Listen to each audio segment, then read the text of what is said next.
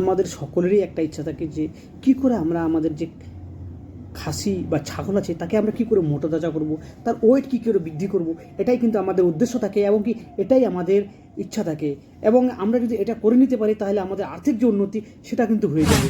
তো আজকের যে ভিডিওটা সেটাই আমরা ডিটেলসে বলবো।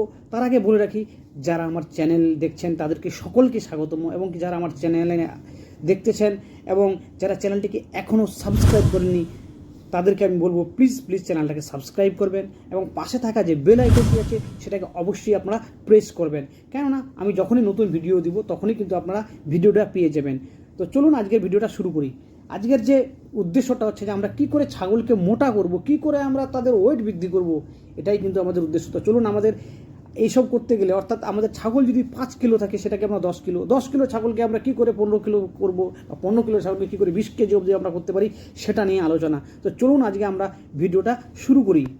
এক্ষেত্রে একটা কথা বলে রাখি যে আমরা যারা এই পদ্ধতিটা অবলম্বন করব, ছাগলকে মোটা তাজাকরণ করার যে ব্যাপারটা, সেই ব্যাপারের ক্ষেত্রে বা সেই জিনিসটা করার জন্য কিন্তু আমাদেরকে যে প্রচুর পরিমাণে ওষুধ খাওয়াতে হবে, বাইরে থেকে ওষুধ কিনে নিয়ে আসতে হবে, বাইরে থেকে ইঞ্জেকশন নিয়ে আসতে হবে, বাইরে থেকে ডাক্তারকে নিয়ে এসে দেখাতে হবে, বা আরও যে একটা খরচাপাতির ব্যাপার আছে বিশাল ব্যাপার, তা না।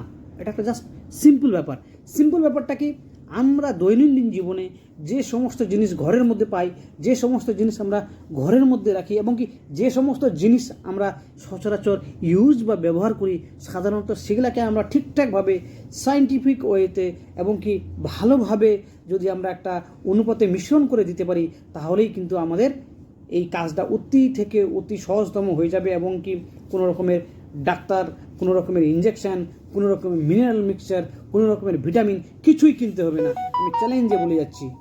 তো চলুন আমরা জানি যে আমাদের কী সেই ঘরোয়া জিনিসগুলো আছে, আমরা যেটা অল্পর মধ্যে বা যে সমস্ত জিনিস নাগালের মধ্যে থাকে সেটা দিয়ে কিন্তু আমরা আজকে এই যে একটা মোটা তাজাকরণ যে পদ্ধতি সেটা করতে পারবো। আমাদের যে এই যে ইনগ্রিডিয়েন্টস বা আমাদের কী কী প্রয়োজন হবে তার ক্ষেত্রে প্রথমেই বলে রাখি, আমাদের প্রথম যে জিনিসটা প্রয়োজন হবে সেটা হলো ভুট্টা। আমরা সাধারণত ভুট্টা দেখি আমাদের আশেপাশে সমস্ত জায়গায় ভুট্টা ইজিতে অ্যাভেলেবেল। ভুট্টার রকমের গুণ আছে, প্রোটিন থেকে শুরু করে ফাইবার থেকে শুরু করে ক্যালসিয়াম থেকে শুরু করে সমস্ত জিনিস তার মধ্যে আছে। এবং কি দ্বিতীয় যে জিনিসটা আমাদের দরকার হচ্ছে সেই জিনিসটা হচ্ছে কি আমাদের গম।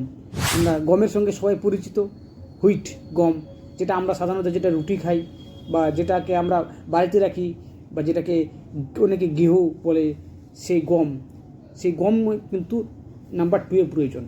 বা নাম্বার 3তে আমাদের কি প্রয়োজন আছে? নাম্বার 3তে প্রয়োজন আছে, হ্যাঁ বলে রাখি যে এই জিনিসগুলোর নাম আমি বলছি ঠিকই, কিন্তু এটাকে কি করে খাওয়াতে হবে, কেমন করে খাওয়াতে হবে এবং কীভাবে দিতে হবে এটা কিন্তু আমি বলবো। ওই জন্যই বলছি যে আপনারা যারা ভিডিওটা দেখছেন তারা অবশ্যই স্কিপ করবেন না, কোনো মতে স্কিপ না করে কিন্তু আপনারা দেখবেন। আমরা দুটো ইনগ্রিডিয়েন্টসের কথা অলরেডি বলে ফেলেছি, যে গম এবং ভুট্টা। এই গম এবং ভুট্টা ছাড়াও আর কী কী জিনিস দিতে হবে সেটাই কিন্তু আমরা আলোচনা করবে।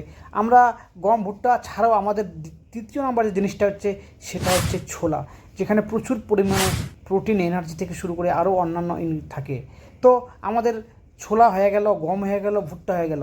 এবার আমরা কৃষি আসবো, আরেকটা যেটা খুব ইম্পর্ট্যান্ট একটা জিনিস, সেই জিনিসটা হচ্ছে আমাদের সয়াবিন। যে সয়াবিনটা আমরা খাই সেই সয়াবিন নিয়ে আমরা কি করব, সেটার কি প্রসেস আছে সেটাও কিন্তু আমরা বলবো। প্রত্যেকটা জিনিসকে আমরা 2 কিলো করে নিব। 2 কিলো করে নেওয়ার পরে 2 কিলো গম, 2 কিলো ভুট্টা, 2 কিলো ছোলা এবং 2 কিলো সয়াবিন সমস্ত কিছু নিব। সমস্ত কিছু নিয়ে কিন্তু আমরা মিশ্রণ এমনভাবে করব, অর্থাৎ এটাকে আমরা পেশাই করব না বা আটা করে নেব তা না। আমরা এখানে যে ছোলাটা, গমটা এবং ভুট্টাটা, তার সঙ্গে এই যে এই সয়াবিনটাকে আমরা কি করব, সয়াবিনটাকে কিন্তু আমরা ভাজবো বা ফ্রাই করব। তো ভাজা বা ফ্রাই করতে গেলে আমরা কি তেল দিয়ে করবো তা না, শুধু কড়াইটাকে গরম করব, গরম করে দিয়ে সেই সয়াবিনটাকে ফেলে একটু নাড়িয়ে নিব। যখনই সয়াবিনের গায়ে একটু করে লালচে ভাব আসবে তখন কিন্তু আমরা ওটাকে তুলে নিব। আমরা কখনোই তেল দিয়ে ভালো করে ফ্রাই করব না, আমরা যেরকম এটা খাই সেরকমের করব না।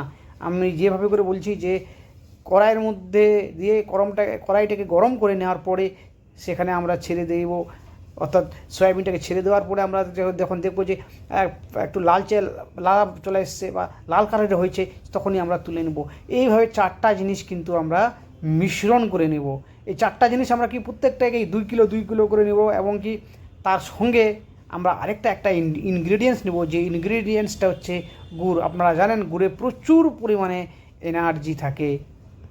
আমাদের সমস্ত কিছু রেডি হয়ে গেল, গুড় অবধি পেয়ে গেলাম আমরা, এবং কি 4টা যে ইনগ্রেডিয়েন্টস, অর্থাৎ টোটাল আমাদের 5টা ইনগ্রেডিয়েন্টস আমরা কিন্তু পেয়ে গেলাম। গুড় 1 কিলো। তো আমরা এভাবে করে কি করব, যখন আমরা সমস্ত জিনিসকে ভাঙবো, ভাঙানোর পরে ওইখান থেকে আমরা 50 গ্রাম নিব, নিয়ে কি করে খাওয়াবো সেটাও আমি বলতেছি। এবার তার আগে বলে রাখি, আমরা তখনই ওই সমস্ত ছাগলগুলোকে দেব যে ছাগলের পেটে কৃমি থাকবে না। আমি কৃমি নিয়ে অনেকবারে বলেছি, আমার অনেক ভিডিও আছে, আপনারা দেখবেন যে কৃমি পেটের মধ্যে থাকলে শুধু ওর ডাইজেস্টিভ সিস্টেম না, ব্লাড থেকে শুরু করে সারা শরীর দুর্বল করে দেয়। আমরা যে খাবারটা দেবো সেই খাবারটাও তার শরীরে লাগবে না। তাহলে কী হবে, আমাদের টোটাল প্রচেষ্টা বা টোটাল যে এই যে একটা ইনগ্রেডিয়েন্টসগুলো দেবো, খাবারগুলো দেবো, খাদ্যগুলো দেবো, কিছুই কাজে লাগবে না। কৃমিকে আমাদেরকে দূর করতে হবে।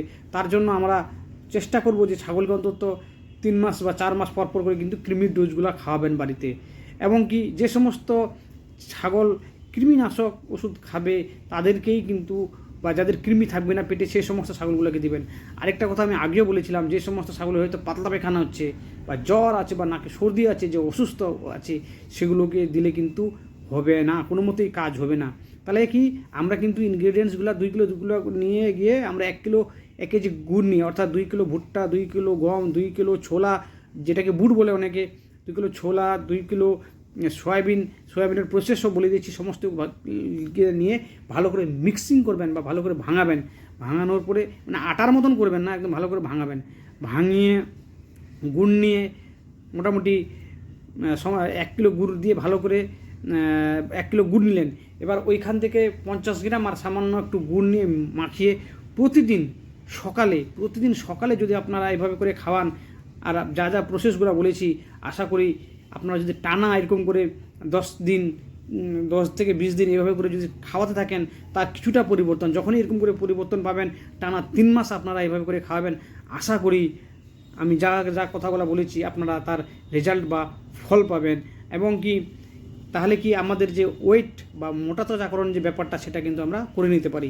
তো যাই হোক, আমি আরেকবার বলবো, যারা আমার চ্যানেলটিকে দেখছেন কিন্তু এখনও সাবস্ক্রাইব করেননি, প্লিজ সাবস্ক্রাইব করবেন, পাশে থাকা বেল আইকনটি প্রেস করবেন। এবং কি বলে রাখি, আমার চ্যানেলে কিন্তু লাইক অনেকেই করে না, অনেকেই দেখে কিন্তু লাইক করেন না। প্লিজ একটা করে লাইক করবেন। লাইক করতে কোনো টাকা বা পয়সা লাগে না, আপনারা লাইক করবেন। একটা লাইক হলে কিন্তু আমরা এনার্জি খুঁজে পাই। লাইক করবেন, কমেন্ট করবেন, পারলে শেয়ার করবেন, এবং কি যারা পশু খামারি ভাই আছে তাদের কাছে ভিডিওটা পৌঁছে দেওয়ার ব্যবস্থা করবেন শেয়ারের মাধ্যমে। সকলে অনেক ভালো থাকবেন এবং সুস্থ থাকবেন। সকলকে অসংখ্য ধন্যবাদ।